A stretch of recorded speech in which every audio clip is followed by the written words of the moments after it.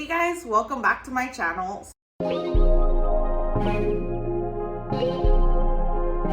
So in today's video, I want to talk about all of the books that I've hauled so far in 2023.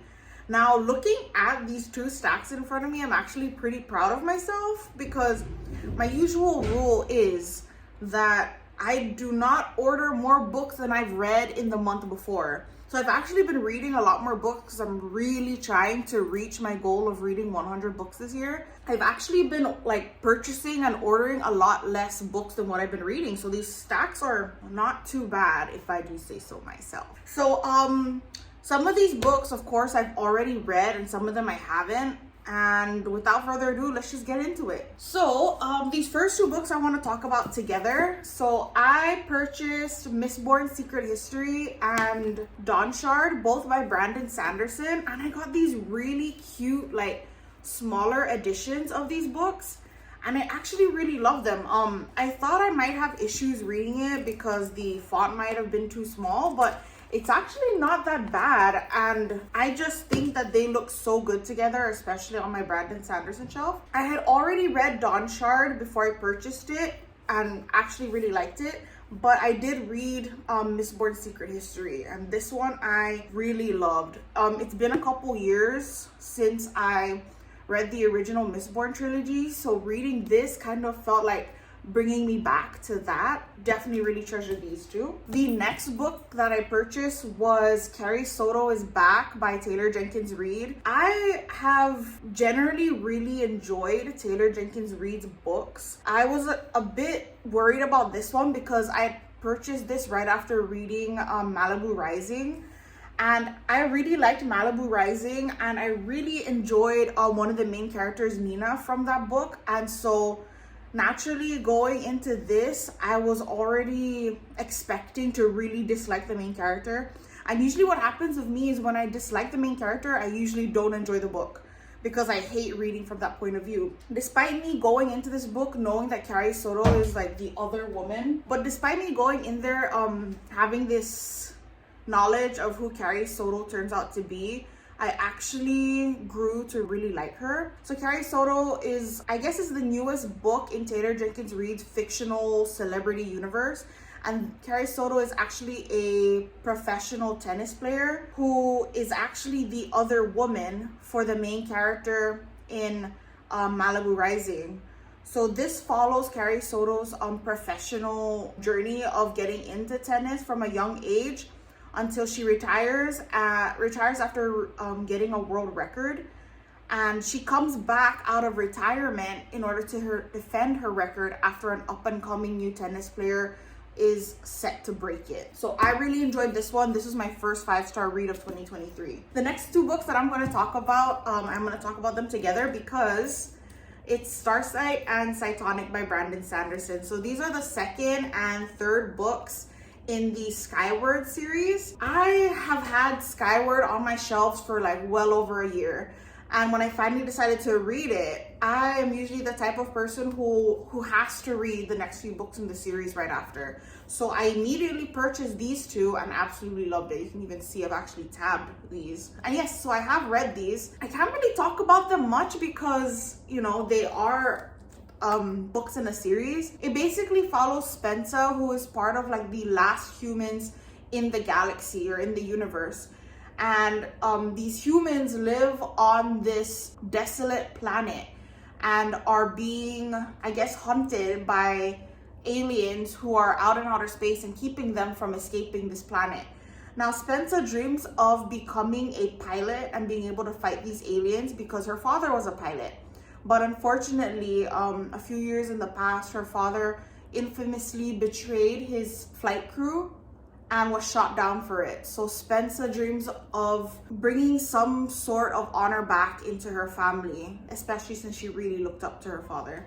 So I really enjoyed following Spencer's story, seeing her grow as a character. What really kept me hooked was the mystery of this series, trying to figure out what happened. Why did her dad do what he did? Why are they being hunted by these aliens? How did the human race end up on this planet? So this is actually a really good series, and I'm so happy that I have the complete series. The next book that I got is Invisible Monsters by Chuck Palahniuk. I really hope I'm saying that right. Actually, I think this is the Invisible Monsters remix. So this book is pretty interesting. This book is different because you don't just read it from front to back. There's actually certain sections where if you finish a chapter, it says, now please jump to chapter 19. So you're actually jumping around the book and reading different chapters out of order, and I guess trying to figure out what happens in here. So I haven't read this one yet. I'm waiting for myself to be like really interested in so I can get into it, because I also know it might take a lot of brain space trying to keep track of everything that's going on here. The next book that I purchased in stores was Heartstopper by Alice Oseman. So this is volume 4, and I made the mistake of purchasing volume 4 before I even purchased volume 3. So as of right now, I'm waiting for volume 3 to come in the mail so that I can read that and then get to this one. I mean, Heartstopper is pretty well known here on BookTube, so I don't really feel like I need to talk about it, but it's basically about these two teenage boys who fall in love, and they have to deal with the, I guess, the hardships of one being openly gay and the other not, and I guess trying to deal with coming out to their family and their friends, and also dealing with struggles of young love. You know, I read the first 2 volumes and I thought it was super cute. The kinds of emotions that these characters have on their faces in the drawings, like it's so nice. It's so like heartwarming. Ooh, the next 2 books I can also talk about together because it is A Good Girl's Guide to Murder and Good Girl Bad Blood. So these are the first 2 books in the Good Girl's Guide to Murder series by Holly Jackson. Like I was mentioning earlier, usually when I start a series, I have to get all the way through it. So I really enjoyed A Good Girl's Guide to Murder. I think I gave this book 5 stars, so I immediately had to purchase Good Girl Bad Blood. And what I love about this series, so this is like a YA mystery thriller. Although the mystery isn't like Agatha Christie level, that's actually why I really enjoyed it. I loved following Pippa, the main character, around and trying to solve the mystery along with her. And I felt like the 2 books had very different mysteries to it while still having the same characters that I loved and the same setting that I enjoyed. So I'm actually excited to purchase the 3rd book so I can continue on with this series. I'm glad there's hopefully going to be more on the way. The next book I purchased is Things We Do in the Dark by Jennifer Hillier. So with Things We Do in the Dark, I had actually listened to this book on audio before I purchased it.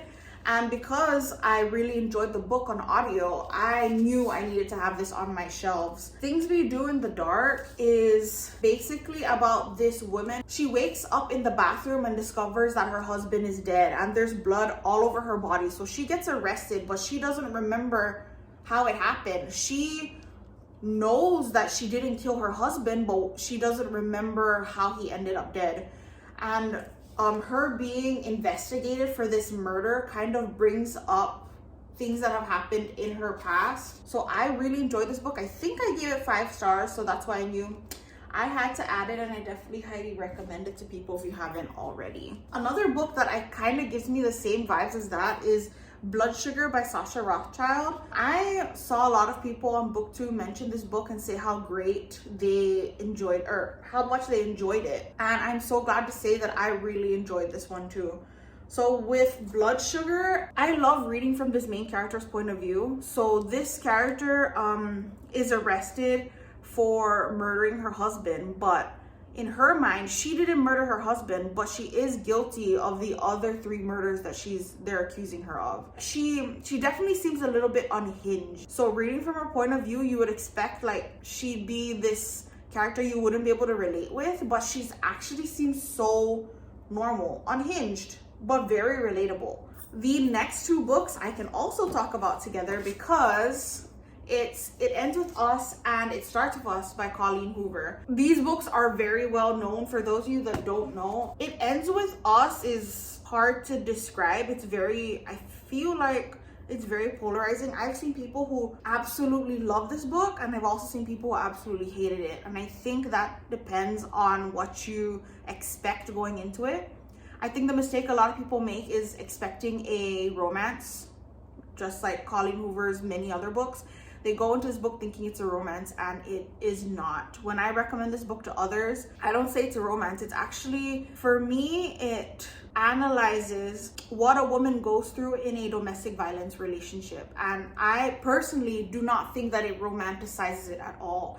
I feel like it really shows the realities of it, like what goes on in a survivor's mind when they're in this relationship. I feel like the big problem with society and how it treats domestic violence victims is the blaming of the victim. Why did you stay? Why did you stay with him? Why do you love him when he does all these things to you? And I feel like this book really answers that question well, because it really shows why Lily fell in love with her husband, how she came to love him, and all the struggles she faces being with him. This book made me cry. It made me angry. It made me happy. I felt so many emotions reading these two. I definitely loved It Ends With Us a lot more than It Starts With Us, but I still think you should read both. The next book that I bought was Final Girls by Riley Sager. So I mean, I've heard about Riley Sager just like a lot of other people. He's a pretty popular author, and so I wanted to give one of his books a try. So I started off with Final Girls. I don't know, I mean, I read this already. I think it was okay. I definitely hope that it's not one of his best books. I think I still want to give another one of his books a try, because this was, you know, kind of mediocre for me, middle of the road. Like, I don't regret reading it, but it was definitely not one of the best books that I've read.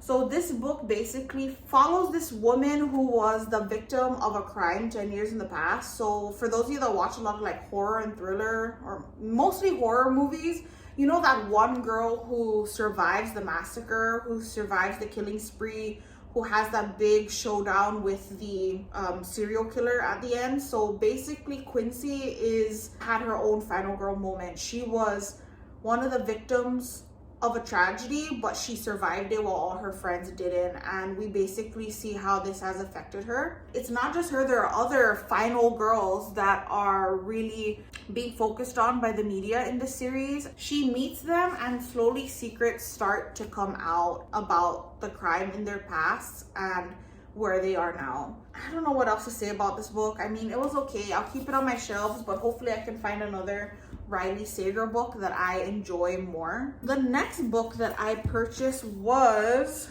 People We Meet on Vacation by Emily Henry. So I hear a lot about Emily Henry, but I'm typically not a romance reader. So I was really hoping that, you know, if I give one of her books a try, hopefully I can get into it. So this is about two best friends who have been friends since college. And every year they go on a week-long vacation together until a few years ago where something, I guess, really horrible happens and they stop going on these vacations. Poppy, the female friend in this friendship, her life is kind of stuck in a rut. And she realizes that the last time she was happy was when she was on a vacation with her best friend. So she, I guess, begs him to go on at least one more vacation with her. And I guess that's where the relationship starts, where maybe their friendship turns into a relationship. So I haven't read this yet, but I'm hoping to squeeze it in onto one of my TBRs within the next few months. The next book I got was Finley, Donovan is Killing It by El Casimano. So I guess this is about, so Finley Donovan is a single mom of 2 children, and she's also a novelist. So she gets overheard discussing the plots of one of her crime books and gets mistaken as like a sort of hitman. So somebody hires her to kill their husband, and she gets mixed up in the murder investigation. So this sounds like a really like cozy mystery, like a fun thriller, like something you don't take too seriously. And that sounds really interesting to me. I don't read that many books with older women. They're usually like teens or in their like early 20s. So I'm really interested to read from a different type of character's point of view. And I'm hoping I really enjoy this tone, because I really do want to get into more cozy mysteries. These last 2 books are my most recent purchases, and it is The Last Widow by Karen Slaughter. So my local bookstore closed recently, and they had a $1 a book sale. So obviously I went and purchased something. Unfortunately, there wasn't that many choices, but when I saw a Karen Slaughter book for $1 on the shelves, I was like, yeah, I'm gonna get that. So I've only read, I think I've only read one Karen Sauter book. I read The Good Daughter. So I figured I want to give another one of her books a try. And I believe this is actually a book that's part of a series. I think it's like the Will Trent series, Will Trent is an investigator with the Georgia Bureau of Investigation. So I guess it's kind of like a crime thriller. I'm not too sure how I'm gonna feel about this, but hopefully it turns out to be a good one. And the last book and most recent book that I purchased this year is Eat, Drink, and Remarry by Margot Howard. So this is also another book that I purchased when my used bookstore closed.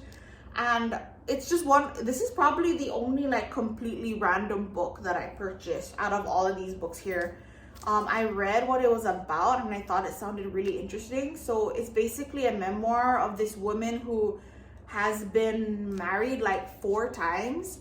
And it basically discusses like what went on, why she married these men, why she divorced them, and what she's learned along the way. So yeah, basically says Confessions of a Serial Wife. So I figure I'm hoping this book's gonna be really funny, but also have some hopefully helpful life tips and hopefully become something that I thoroughly enjoy. I also need more bright books on my shelves because I have a lot of dark books from all the fantasy that I read. Anyway, guys, let me just tilt it a little so you can see all of them. These are all the books that I purchased so far in 2023. I've read a good amount of them, but I still got a ways to go. So, I mean, who doesn't love buying books? I'm actually really happy. I'm gonna purchase quite a few more books soon. So hopefully I'll have another haul to share within the next month or 2. Let me know what you think about any of these books that I've purchased here, or let me know what books you've purchased recently.